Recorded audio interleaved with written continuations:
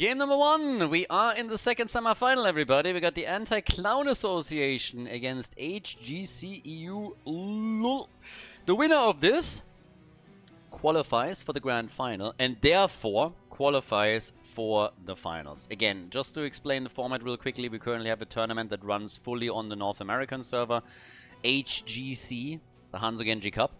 And we have $1,000 as prize money. So it's a little bit of a smaller tournament than what we're normally running. We have two qualifiers. The two top teams, aka the teams that make it into the grand final, they qualify for the finals for the next phase. And then we also have a third qualifier, last chance qualifier, where the best teams out of qualifier number 1 and qualifier number 2 have another shot at making it there. Now, just as a bit of a side note, sometimes we might play out the grand final of the qualifier, sometimes we won't. Technically, we don't need to do it because, again, the two top teams qualify. But if the teams, for example, are game and things line up, then we might just do it as a bit of a fan service thing. But if in any of these tournaments you don't see, or sorry, in any of these qualifiers you don't see a grand final, that's the reason why, plain and simple, because the semifinals are already enough. This is a bit of a smaller one. I also want to stress once again that if you are actually in North America, actually it doesn't really matter where you are, everybody can participate in this tournament. But if you are in NA and you were really looking for some NA action, some NA tournaments, sign up. The next qualifier is in roughly 2 weeks. Even if you watch this on YouTube, where the videos are a bit delayed, by the time you watch this video, the qualifier is very likely still ongoing. There's links in the description of the video. There's a Discord channel that you can go to and can look for the second qualifier. You can always just ask questions there as well. You can jump over to my Twitter, where we normally announce all of the tournaments, all of the qualifiers and those things. If you want to see more tournaments on the NA server, more North America action, sign up with the team, and just the more interest there is, the more likely that we're going to host more of these in the future. Just a bit of a side note there. Diablo is the first pick. We got Rega and Vala. In case that you haven't caught this, by the way, we have no draft rules. There's no pre-bans, there's no rules here, aka only one time you can pick a hero in a series, blah blah, no bounties. It's just a straight up tournament, as vanilla as it can possibly get. Also as a bit of a contrast to all of the tournaments that we had before, where we try to make things a little bit more interesting for the players, for the audience. So this is the typical lineup if there's no restrictions whatsoever, as in the old days. With Diablo Blaze at the front, Kelsia is playing Chromie. The European team, HGCEULUL, obviously, rocking the Europeans. They're trying to invade the NA server, meaning they have to play cross-server, so they have a big ping disadvantage. Depending a little bit on the player, Lopaka had some issues earlier, Nagrom as well in one of the previous games that they played there. So, yeah. Rega and Vala for them, first and foremost. Kind of interesting. Very early Vala pick on Tomb of the Spider Queen. I'm a bit curious what Dino is trying to do here. And with that early of a Vala pick, I'm also very interested to see what build he goes for, because Tomb of the Spider Queen? Multi-shot build? We have actually seen multi-shot once or twice, I believe in the Banshee Cup. I think it was played once on Infernal Shrines, but technically you can actually play it on Tomb of the Spider Queen. It's very dependent on what exactly they're trying to do here. If now the rest is drafting AoE and then Vala just turns into that single target killing machine, then it's a different story. But at this point in time, Vala might be the source of a lot of the AoE attacks. And again, we don't see multi-shot all that often. Usually it's more an auto attack or an arrow style that we're getting.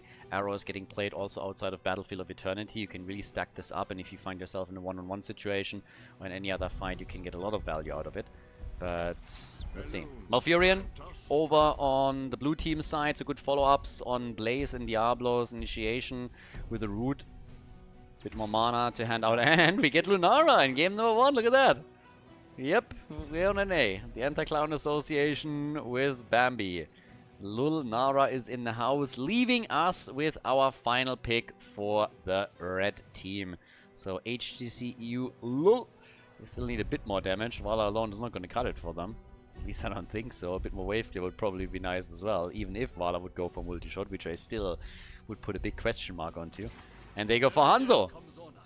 With that, we're ready for game number 1. Tomb of the Spider Queen. Ladies and gentlemen, let's head into the first map of the best of 3 series. Game number 1 with Maze and Blaze on Lunara for the blue team. For the NA team, we got Kelsia on Chromie. Naz is playing Blaze. Top of that, we got Valama on Malfurion and got Filth on Diablo. Hazorps for the European team over on the right side of the map is playing Urel. We got Rega getting played by Yazu. Nagrom and Mirrodin, and there it is! Dino, multi-shot build, called it! Multi-shot build for Vala Lopaka with Hanzo. And yep, once again, confirmation, I'm clearly a Prophic. The cock is real. The Church of Khaldor, ladies and gentlemen, we go hard. So, with that, let's go straight into our first map and let's see who's going to take the lead. The Europeans, of course, would love to qualify already. Want to dodge that last chance qualifier, and that would be the first European team that sneaks into the finals of the Hanzo Genji Cup. We have already one team that qualified, and that is 30k. Definitely the top dog on the North America server, the team to beat, so to say. So what exactly can the Europeans do here? They play with that ping disadvantage, the same issue that a lot of the NA players have when they are playing over on the European side. Cure, for example, has in the past oftentimes done this thing. And, well, while I say that, quick apologies here for the overlay, because, oops, we are still having the wrong ones. I'm going to fix that in just a second. But, yep, apparently there's a bit of a problem. Sorry for that, but, yeah, any second now. So, either way, as this all continues, we have at the bottom of the map Urel now going up against Lunara. So, yep, that's being played out here. Lunara is actually going to be a very interesting pick on this one now, too. So, let's see how much value we're going to get from her. A little bit of vision is obviously nice for the utility plays. But as we're now looking at Vala starting to slowly pick up her stacks on multi-shot, she is doing that one move at a time, and will add that extra AoE, which they clearly needed. They decided to play without a mage, which is normally the typical standard draft that you're getting onto the Spider Queen, and just not even on the side lane or anything did he really just bank for AoE damage. So Vala was more or less forced to go into multi-shot here, and seemed to be the goal from the get-go, considering that Dino picked the hero this early in the draft. So going to be interesting how much Vala can contribute as the game continues. Also means that Arsenal is of course a level 4 choice. I mean, no surprises there. Camps taken by both teams, already defeated, as the blue team is now starting to push in, with Chromie going for time troubles as her level 4 talent. Yeah, we're going to get some action on this one. No kills just yet, but I am definitely eager to see who's going to get the first turn in here, and who's going to be able to take the lead on this. Not only on in the game itself, on this map, but also in the series. Who wins game number 1? We have, with Mirrodin picking Thunderburn, definitely healing study coming in as his level 13 talent choice. It's going to thrive on those team fights then later on. He's trying to get that double clap for the double heals and also sustain in big battles.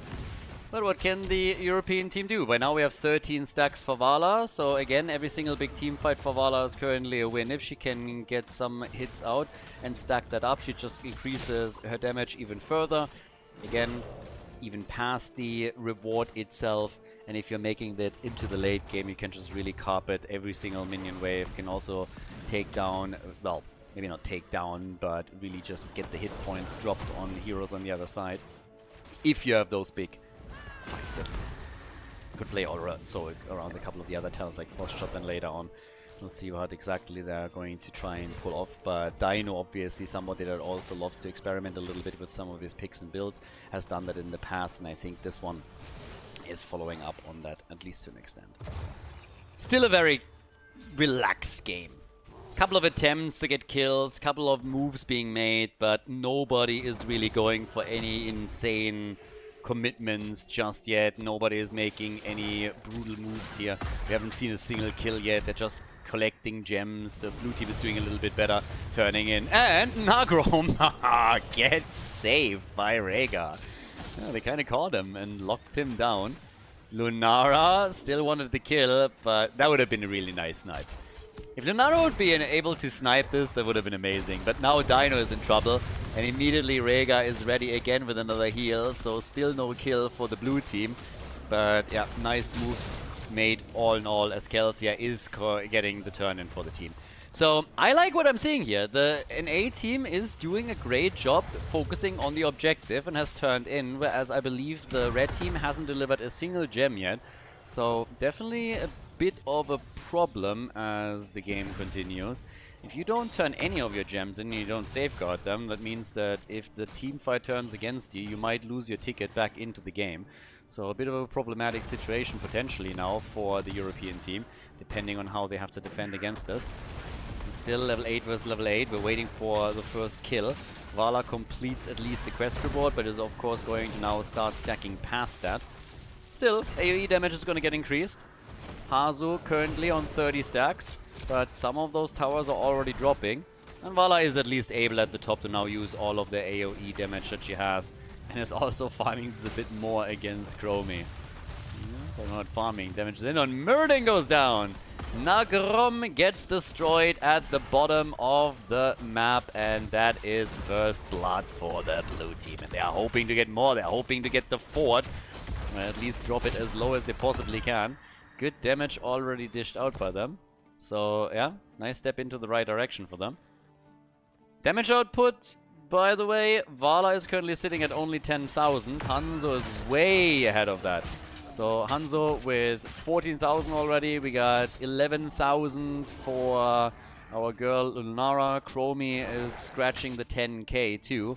So yeah, she's getting close on this as well. But level 10 abilities have now kicked in, so the blue team again a bit in the driver's seat. A lot of gems in the hands of their opponents, so the Europeans, they have an opportunity to go for the turn-in. Haven't used that just yet, but they need to deliver at least a few. Only 7 gems have been turned in by them, so definitely not enough if you want to go for your turn-in as quickly as possible. Camp in the middle, gotta take care of it. Strafe chosen by Vala. Nice stacks now as the team fights are starting to beef up a bit. And it's Muradin again at the front that gets killed. Didn't even have a chance to pop Avatar. So Muradin is down. Avatar not used. And this is the second kill for the ACA. The Anti-Clown Association is making a play for the fort in the middle. Yeah, sweet. The Europeans definitely struggling a bit. Ping or no ping, they're having trouble. They're definitely having some issues now. How they're going to try and solve them is anyone's guess. What can they do here? First fort is gone. 95 gems in their hands, by the way. 95 gems. These guys got a lot right now. Tons and tons of gems for them. Definitely need to turn in a couple of them. They're hoping to also get kills here, but yeah, they need to turn those in as quickly as they can. This is getting really tricky. 103 gems is just bonkers. I mean, we've seen some crazy plays also in the days of HGC, where some of the NA teams in particular were holding, I believe, at some point 200 gems, but that game didn't really go all that well. But obviously, if at any point then you try and turn it around and you're getting turn-in after turn-in, you can still get back into the game. But at this point, you want to safeguard at least a few of them. They still haven't turned anything in here. It's not only the web weavers that you want to get, you just want to save them too. So there's like so many things working together for them right now. Anyways, nice arrow. They could go for the kill and got filthier. And even with Malfurion popping his ult, he couldn't save Diablo. So that's a kill. Blue web weavers are descending. And this is the second turn-in for the Anti-Clown Association. So yeah, not too shabby. This is getting dangerous. For the Europeans, this is really getting dangerous. I mean, nothing really happened yet, so it's I don't want to say like, oh my god. But again, if you hold this many gems, imagine losing Vala, 31 gems gone. Imagine losing Hanzo's Urel, 54 gems gone if you don't recover them immediately. So there's the potential now of you really getting absolutely backhanded on this. And the web weaver at the bottom of the map is going to take the fort out without any problems whatsoever. The one in the middle has already been destroyed. So now they're working the top. And they're trying to at least defend that, which currently works for them. But this doesn't make the game any easier. With 2 forts gone, it makes it harder to go for the bottom turn-in point, for example. And you don't have a fallback point. You don't have a fountain available. So there's a lot of stuff missing right now. The sheer damage output that we are having, Vala is starting to catch up a little bit as she starts to continue with her stacks, of course. It's not only the AoE damage that comes together for her, but also she gets more and more hero damage when those big fights happen. But they are in some trouble. They're not looking too hot right now. So they could still bring this back, of course. It's not too much of an issue yet, as long as they turn in. They have 25 gems turned in, and they're still holding 115. That tells you pretty much all that you need to know. We need to somehow break out, get into the middle of the map, and turn these gems in before they lose them. And the blue team is trying to prevent that from happening. They're just being aggressive here. Hanzo, the Parker. Well, Vala is already down. That's 30 gems that they might lose. He wanted to go for Hanzo, couldn't get the kill here. And Nagrom is alive. Yeah, Yasu's trying to get away. They turned in. Yrel was able to deliver, so Hazob's at least turned some gems in. They get the Web Weaver wave, but they're still waiting another 15 seconds for Vala, and there could be another kill, and indeed there is. Muradin goes down. That's a staggered death, and the fort gets destroyed too. The Anti-Clown Association is absolutely crushing them currently. 4 kills to 1, 1 level ahead. Kill comes at a perfect moment in time. Blaze gets out before he becomes the target. So, yep, things are looking very, very good for the North American team. NA is doing well. 42 stacks for Vala now. Diablo stacked with the souls. Basically. He's one short. I trust. He's gonna get him. Before he dies, he's gonna get that. But yeah, Red Web Weavers, there's still a few down at the bottom of the map, but obviously they didn't get a whole lot done with them. I mean, they relieved some of the pressure, I assume. Vala just double-checked the boss at the top just to make sure that nobody's attempting to sneak it. They didn't have full vision of all the players there. So, yeah, playing that slow. Still, camp is in. 16 is ready for the blue team. They're willing to fight. They want these fights, and they're stealing it. Blue team steals the camp. Oh my god. The Anti-Clown Association absolutely clowning on their opponents here. Nagrom gets saved, but solid performance by the blue team. Yep, this is more than dicey. This is really tricky. The red team is having so much trouble here. They still hold 104 gems. They had their first turn in. It basically did nothing. There's a little bit of a reprieve for a moment, but they have to close the experience gap, which is the biggest deal. Your opponent has level 16 talents, you just don't, so that extra talent is just too much for them to handle. And now they're turning in. Blue team has realized, well guys, time to fall back. We got the gems, so let's just turn in, get another set of Web Weavers, and this time we're pushing for keeps. Try and take some keeps out, get more catapult pressure in the process, and if we're lucky, get another kill or two and destroy some of their gems, take them away, and deny them the option to come back into this game. And those are the plays that we're currently seeing. Nagrom gets chased. This time he has a little bit of assistance there, so not too big of a problem. But boy, oh boy, are they suffering now. Yeah, this is getting rough. Damage output, just to get you a bit of an idea, Vala has by now taken over on the top damage for her team. Actually, in the game. As Vala stacks and becomes more of a late game menace, this will continue. But I'm not sure if they have the time for her to really seriously get more stacks and then pop off. They have level 16 talents ready for their defense, but if that's going to be enough or not, time will tell. Web Weavers at the top have to be defended. They're also making the next play in the middle. Keep is already taking damage, and down at the bottom of the map, the next Web Weaver is moving in too. Vala on 51 stacks, but they're losing Keep number 1. They're just running out of time. They're running out of time, and they're running out of space here. Vala can defend as best as she wants, but yep, 1 keep is gone, and they haven't taken a fort out yet. The European team has not taken a single fort out. Not one. They got a single turn-in. The turn-in did nothing, because 2 of the heroes were dead at the time. And now it just continues. Strafe by Vala to zone them away. Course getting attacked, but obviously nothing's gonna happen there. Still a bit of damage against the bottom keep, nothing that will take it out, but noteworthy. And at this point, with 16 talents, they gotta do something. This is really, you can't wait for level 20. There's absolutely no way. This is the moment when you just have to buckle up and say, alright guys, let's go. Let's make some plays, do or die, whatever it is, we need to turn in, and we need it with a bit of momentum, with full 5-man on the map, and not just getting wrecked again. So they need to make some moves here. Muradin gets saved. Still, Avatar's not out. Stormbolt is ready. Avatar's in cooldown. Hanzo gets attacked. 68 gems for him. They can't use Laurel. Wall stun, and this is too late. 68 gems are gone. They're trying to recover a few, but Rhaegar is now dead. Nagrom jumps in. He's also gonna die. They just lost nearly everything. How many gems did they lose? 80, 90? They lost their ticket back into the game. They only have 32 left, and the Anti-Clown Association is just absolutely murdering them. They go for the core, and so they should. The European team is struggling just too much. The draft isn't working out for them. Damage numbers aren't working out for them. Vala, yes, she is walking away with absolutely top-notch damage as the game continues, and we're only 15 minutes in.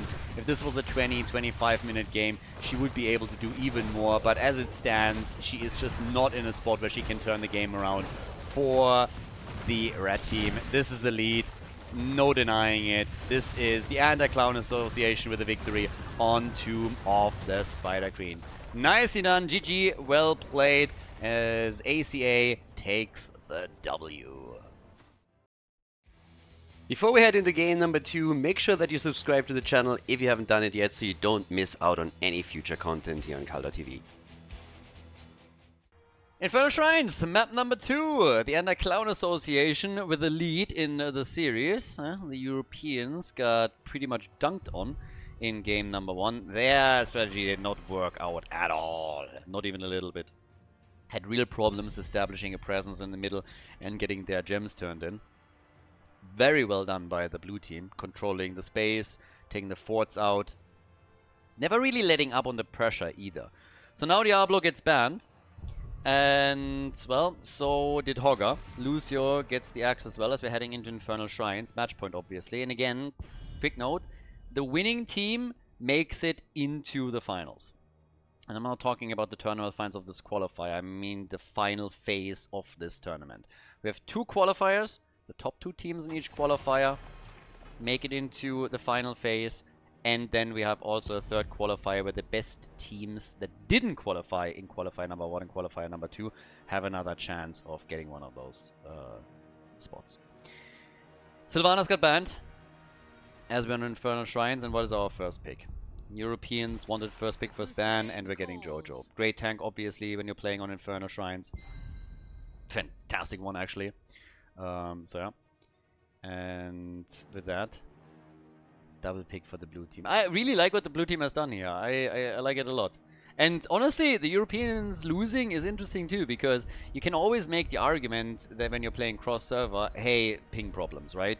And I've made that point countless of times when we had the North American players play over on Europe, that this is something that they will struggle with, and I believe the same is also true in this case. It is a handicap. It is definitely true. There's a couple of people that are running around and are saying like, ah, it's not that big of a deal. And those people are full of shit. And you know how I know that? Because in the days of HGC, the NA teams, we had 2 servers in North America, right? The NA teams literally said back then, it is impossible to win on the away server in North America.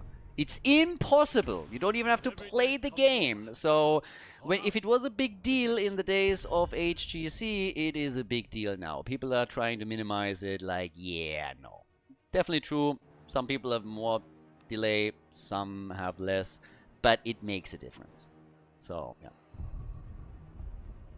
That being said, there was more running wrong than just some abilities maybe not triggered at the perfect moment in time. So, yep, the red team has to step it up a little bit if they want to make it.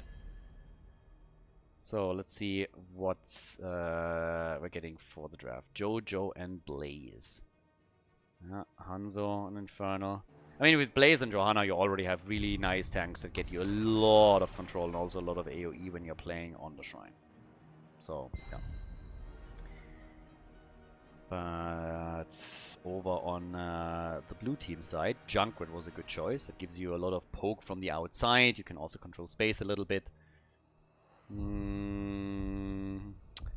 Still want to see what they're using as a side laner now that Leo and Hogger have both been banned out. I mean, depending on what their main tank is, we could even get Yrel here for them. Not really a massive wave clear hero, but still for sustain is pretty solid. And there she is, together with the Nubarak. And Nubarak and Yrel, nicely done. Very, very sweet. And that leaves us likely with the mage as their final pick with a more AoE focused play. Could be Gul'dan, Mephisto, just to name 2.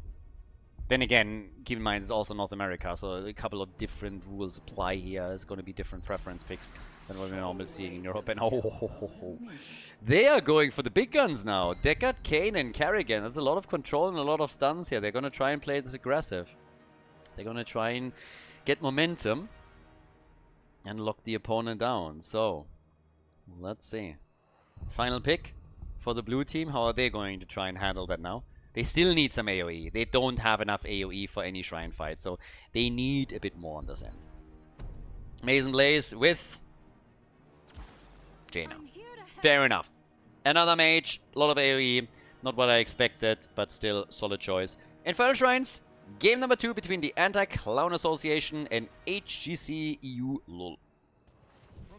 NA is in the lead. The blue team with the 1-0 in the series, as they have a chance now to make it into the grand final and therefore qualify. So, on the left we got Filth on Anubarak, we have Kelsey on Junkrat, Mason Blaze is playing Jaina for ACA, we got Valamar on Brightwing, and Nas is playing Yrel in this second game on Infernal Shrines. Towards the right side, the European team with Hazops on Blaze. We got Nagrom on Joanna. Lopaka with Carrigan. So they're really trying to be hyper-aggressive here with the stuns and everything. We get Yazu and Deckard Kane. And on top of that, Dainu is playing Hanzo. So, they got a lot of proof here. If they want to qualify through the first qualifier already, they got to win this one. They got to force game number 3 and they got to turn the series around. Doable. But they have to step it up compared to game number 1. Absolutely no denying that. So, can they? Time will tell. We'll figure it out. By now we have also Jaina on level 1, the Lingering Chill. And at the bottom of the map, Lopaka on the Pleb Horse. Actually, a lot more Pleb Horses here. Now that they're playing on a different server, obviously also understandable, but yeah, still. Yrel with Dauntless as a level 1 choice. Top side, still a double push, and the blue team is busy in the middle of the map. They did so well. Honestly, eyes on the blue team for now. I really want to see how they're following up after that victory they just got on Tomb of the Spider Queen, because that was a strong one. Camps are spawning, the Khazra camps are up, and that means that all of the teams, actually, I was expecting them to go for their camps. But they're trying to go for the neutral camp first. The Nubarak is already starting to die for Dainu. Okay. And Dainu gets stunned once, twice, and is still able to make it out of the fight. Lopaka with Carrigan just getting himself a couple of hits and snacks in down at the bottom of the map. But that fight isn't over. It seems like the blue team is actually eager to try and go and take this one. So the combo of Carrigan gets easily dodged, no problem. And the blue team steals the camp away. Yeah, not only that, they're also killing Carrigan, and they're not stopping with her. They're going for Nagrom, and that's 2 kills and a camp stolen. And that is damn good for the beginning of the game. Kudos to the Anti-Clown Association. This is working spectacularly well for them. They are absolutely crushing them. 2 kills to 0. Level 4, massive amount of Khazras at the bottom. And that, of course, allows them now also to burst through that gate. And again, guys, we're just starting into this game. This is also the lane where we're going to get the first objective, the first Punisher. What essentially that means is, it's actually fairly simple. With those kills and the damage that they've just done, they've taken the lead in experience. The lead in experience will translate into an early level 7, always assuming that the red team doesn't get any counter kills now. If they get the early level 7, they will have an upper hand on the shrine. Doesn't mean they're gonna win it, but it actually means that they have a high chance of taking the first objective. And if they get the first objective with the wall already destroyed at the bot lane, you can probably kiss that keep goodbye. That's likely what we're gonna see here. Hanzo went into target practice and then into the explosive arrows over here. Shrine is now active. And yeah, they're even trying to escort one of the minion waves over towards the fort to get some damage in before anything there even starts up. So let's see. I mean, the attacks slowly coming together over here on the shrine. Level 7 any moment now for the Clown Association.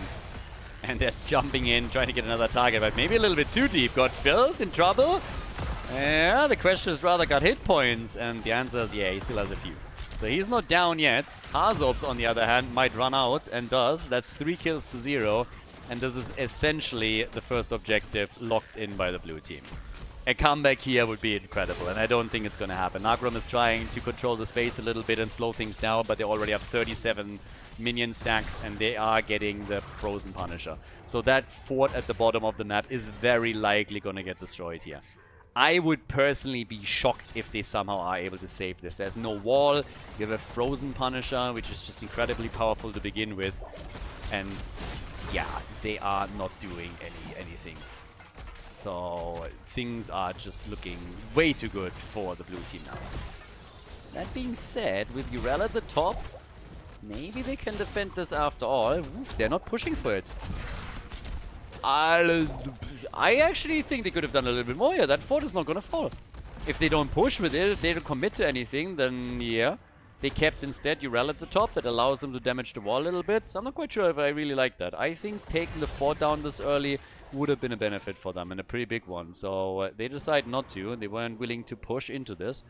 But with the Frozen Punisher, I definitely think they had a chance there. So for the red team, this is actually pretty good.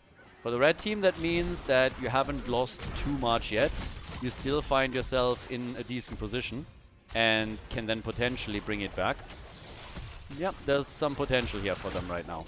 You win a team fight, maybe 2, get some kills, and all of a sudden you can bring the game back. So that's definitely a thing. Bit of a missed opportunity, I think. There's still a leading experience on the other hand, so there's no denying that the blue team is going to likely get level 10 before. And if they time that well, they might just be able, you know, to get some serious damage done on a fort. Maybe win a team fight, take a couple of hero kills. All depending on how things work out for them.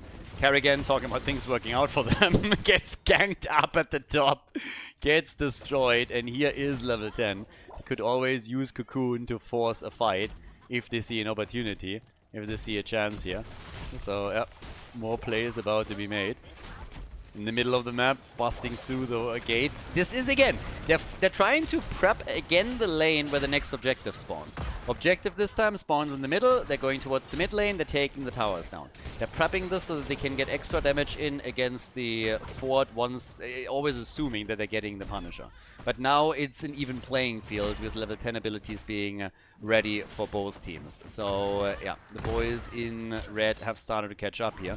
But this entire idea of running an aggressive draft with Karrigan and then just getting some kill opportunities has so far not really played out. Currently, she's stuck at the bottom of the map, had to defend there, is now slowly starting to go towards the middle, I assume. But these team fights that they wanted haven't really played out that way yet. And Karrigan takes the easy way, the straight way, not the safe route, and she gets punished. Or does she? Yep, she does. Arrow from Dainu, close quarter, but still. They got Kench, go wild, and get wrecked. No, but currently nobody really gets wrecked. Karrigan unleashed the Ultralis before she came in, but the blue team just walks away from it. Yeah, so Karrigan getting caught there is definitely also a bit of a nuisance. That's really annoying. She could have gone for the safer way. That would, of course, have taken a lot more time. I suppose that they thought she could contribute towards a potential team fight and really help them out there. But the reality of it was that it's not the case. That's 5 kills to 0 now. And the European team is just finding it incredibly difficult to get any kind of foothold in this game. Now, the next shrine activates, and it's even talents. That's really, really good news for the red team. Even talents, they can fight here. They are fine on this. So, yeah, the battle is slowly starting up, and we'll see how much more they can do now. Because this is really, one of those moments. Brightwing is, by the way, pushing the bottom of the map in the hopes to get a minion wave connected with a fort to take it out. But this is now really a move where you've got to do something, right? You have to get at least a few kills here. If you lose this shrine as well, and you're not even getting kills with it, then you are in just a disaster area. God Filth, finally a Karrigan combo that works out for them. So he gets killed, Nubrak is gone, 24 stacks. Seems like the Europeans might just have a chance of getting the second Punisher of the game. At least in this case, they are starting to now move in with a lead. They have the upper hand on this. Level 13, yes, is ready for the blue team, but it's a bit too late to really play a role here. And now there is that momentum. This is something that they were trying to build up earlier. They're trying to dive very aggressively behind the fort in the hopes that they can still catch maybe Jaina, maybe someone else. Not the case, but they can still at least proxy the wave, which is what they just did. So the topside camp does more damage towards the fort. So with one kill, they haven't turned a game around or anything, but they've definitely changed the momentum by a lot. Huge momentum change, big damage on the top side fort, and now the main attack, the real attack happening in the middle as they're going for this one as well. So yeah, the aggression is coming. Oh, and Jaina pulls a Houdini. Absolutely disappears within half a second. Well done. We get the ice barrier now on level 13 for her. A couple more defensive abilities now as well. But that's a fort destroyed, and that was a pretty important play. Getting not only that kill, but also the extra damage at the top, the fort in the middle. Seems like the Europeans are back to business. Shouldn't count them out just yet. They still have hopes that they can force game number 3 in this series. Still doing the best they can here. Yeah.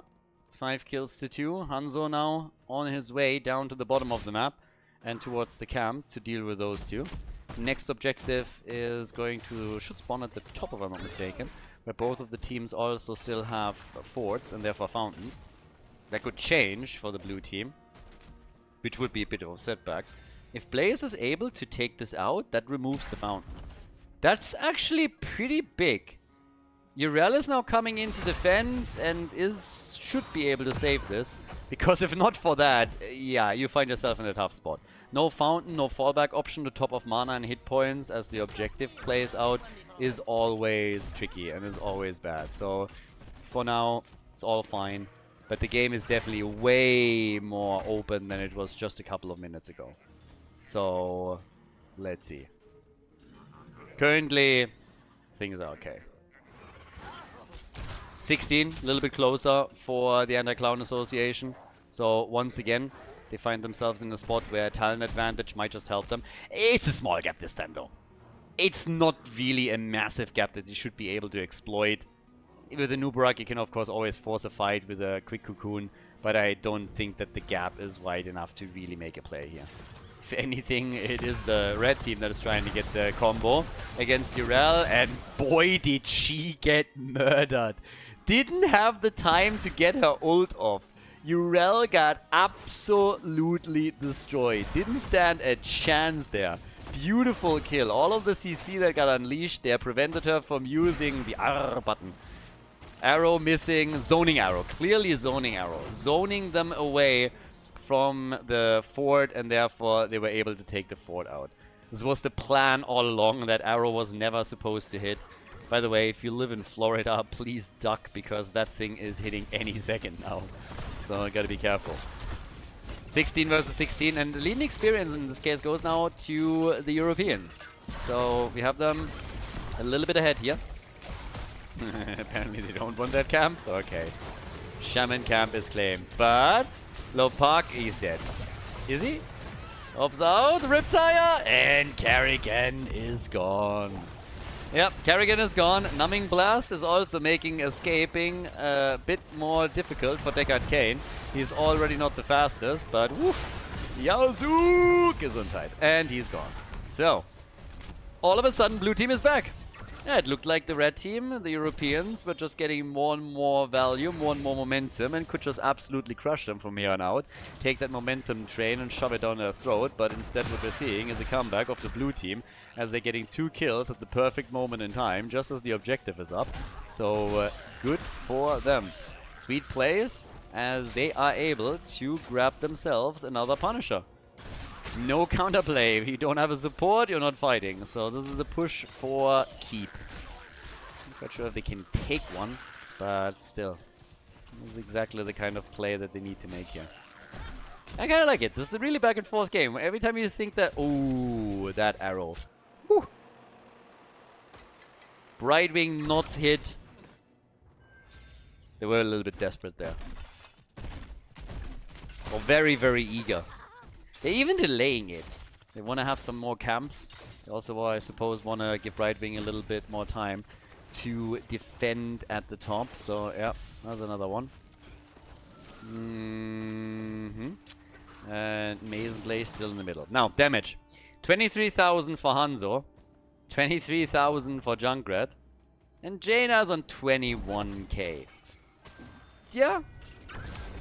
I mean, I'm still waiting for... Punisher's up. So, let's see how much damage he can do with it. You gotta be careful here. Jojo already with the Iron Skin. Not a moment where you can afford to lose your tanks. So, gotta be very careful on this. Punisher is all alone down at the bottom of the map, whereas everyone else on the blue team is starting to make some moves in the middle, hoping to take another fort out. And quick reminder, when it comes to structures, the blue team is actually behind. They lost 2 of their forts. Red team only lost 1. So, something to really keep in mind here, because at this point, of course, it seems like the blue team is the one driving the agenda. But they're not quite there yet. So, as is, done a little bit of damage here in the middle. Might even get the fort. Punisher still doing work there. Lopaka dodging most of it. Has to deal with all of those nasty arcane sentries too. He needs to be really careful, because there's actually a chance that he dies to the Punisher now. I'm actually going to keep an eye on Lopaka, because this is potentially getting hilarious. Get some assistance, but yeah, if that Punisher made a move at the wrong moment in time, it could have been the end of Kerrigan. 19 to 19, mega close game. 7 kills to 3. The kill count does not quite support that statement, but the experience definitely does in the way that it is playing out. The keep has taken damage, but it wasn't destroyed. At the top, they did a bit more against the fort. So each team is holding 1 fort in this game. It's getting super close. And there's, of course, a lot of momentum on the line, too. If the red team wins game number 2, it's always a question on how easily you can just shrug that off as a team that just lost as you're heading into the final map of the series. But nice pressure play at the top. Down here on the other hand, Hanzo arrow into Kerrigan combo spells out the end of Brightwing. But they are getting some value at the top. They're just simply cocooning Johanna in an attempt to take the fort out. The rotation is coming though. So with Jojo still having access to her blessed shield, it was definitely the right choice. Just slow this down a little bit and leave early and not try and greed too hard to try and take that fort out. Level 20 is in. They might have still been a bit too greedy. Junkrat gets junked. He's gone. And that is level 20 on both sides. But the upper hand for the red team. What can they actually do at the top? Urel is pushing for the bottom keep. That's the biggest problem. Blaze is heading back. I think he's too late. Blaze is now coming in. Yeah, the minion wave spawned just at the right moment. It's going to soak up a lot of the shots, so yeah, the keep doesn't fall. But up at the top, they can steal this once again. So they're stealing the camp away from the opponent. Anubara gets hit once.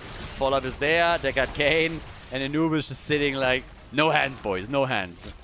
Can't press any buttons anyways. They saved him though. That would have been a big kill. Arrows out. They're going for some really risky arrows. Short distance arrows just to get the initial stun and then the follow-up. Yeah, they're trying to be more and more aggressive with every single play that they make. After Blaze has defended the bot lane, he went straight for the camp and has now taken the Khazras. But Deckard Kane! Damn, they don't like that old man, do they? Look at that. They kicked him across half the map, essentially. Well, half the screen at least. Objective hasn't been announced yet. Deckard Kane down for 50. But what a game. Like, what a series, seriously. Game number 1, more of a stomp, honestly. And then the Europeans finally realized that they know how to play Heroes of the Storm, it seems. And they just went for it and said, okay, boys, how about we bring this game back and don't lose with an 0-2 here. And right now, it's all coming down to another shrine in the middle of the map where none of the teams have a fountain. So nobody has any kind of fallback here. And this could be the deciding moment of the game. Could be. Doesn't have to. We're only 18 minutes in, so we're not that late into the game yet. Punisher is definitely going to hurt, but it's not going to single-handedly take down the keep or the core. But there is an initial lead for the Underclown Association. And the red team is playing this very slow. They're making no moves just yet. Actually making no moves whatsoever. Deckard Cain is now back and is waddling in. Yeah, timing not working out for them whatsoever. Arrow misses as well. Yeah, things are not going well for them. 38 stacks. They're going to lose the Punisher. The question is, can they get kills? If they can get kills, that would mean a lot. Punisher's taken, and it doesn't look good. This looks fantastic for the blue team. First of all, they got the objective, and then second of all, they didn't lose anybody, even though a lot of ults were popped. Now, at the top, the keep falls. This is big. For the Europeans, this is big. But, of course, if you are the blue team and that just happened, you could have sent somebody back. You decided not to. So your play here is to try and take at least the keep in the middle, but if not, then maybe even the game. I'm just not sure they can. They might have miscalculated this. Their core is about to take damage. Their core is actually about to take damage. Probably not a lot, but a little bit. The shield is about to go down, and I'm not so sure that they can take this keep down. And it doesn't seem like it. So at the top, 99%. And yep, another shot. So we are 95% on the core now. And they have essentially not done anything with that Punisher. They've damaged the keep. Congratulations. What are you gonna do with that? They have 2 keeps damaged, but at the end of the day, all that matters is what can you destroy? What can you get rid of? 52,000 damage now from Hanzo. We're getting 37,000 from Junkrat. And Kerrigan gets killed. Kerrigan is down. She got killed. Can they get more?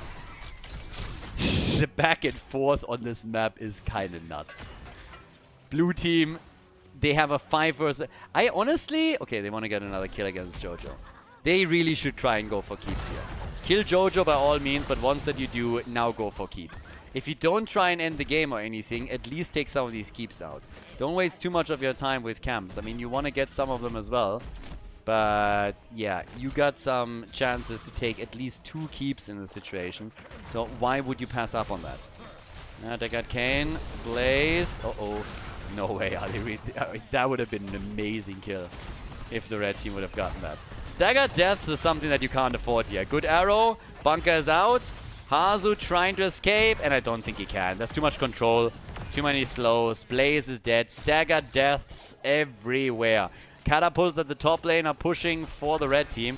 Maybe if those make it towards the core, they got a chance there. There's 2 catapults already, and the third one is now coming in. So it is potential Winion time. But Winions are also dealing damage here in the middle. The keep is gone. The one at the bottom of the map has now also been destroyed, and now they're going to go for core. Catapults at the top, again, are going to do damage at the blue team's core, but I think it is not enough. It's going to be too little too late. With Hanzo and Deckard Cain destroyed, Junkrat is crushing it, and this is essentially all she wrote. Catapults get stopped too early. Everybody dies on the right side, and that is the end of the European team in qualifier number 1. HGCEULUL gets defeated. They go for Nagrom, 5-man team wipe. And the Anti-Cloud Association qualifies for the grand final and for the final phase of the tournament. GG.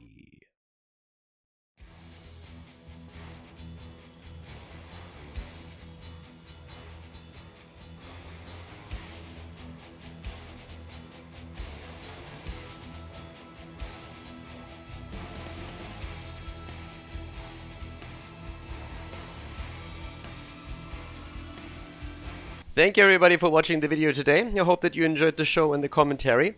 And keep in mind that the spoiler protection that is going to run for the rest of the video is made possible by all the support on patreon.com. So guys, if you want to support my work, if you want to help me start new projects and keep the spoiler protection in place, please consider heading over to patreon.com/Khaldor. There's also a link in the YouTube description, and check that out. Thanks in advance, and see you guys next time with more esports coverage here on Khaldor TV. Have a great day.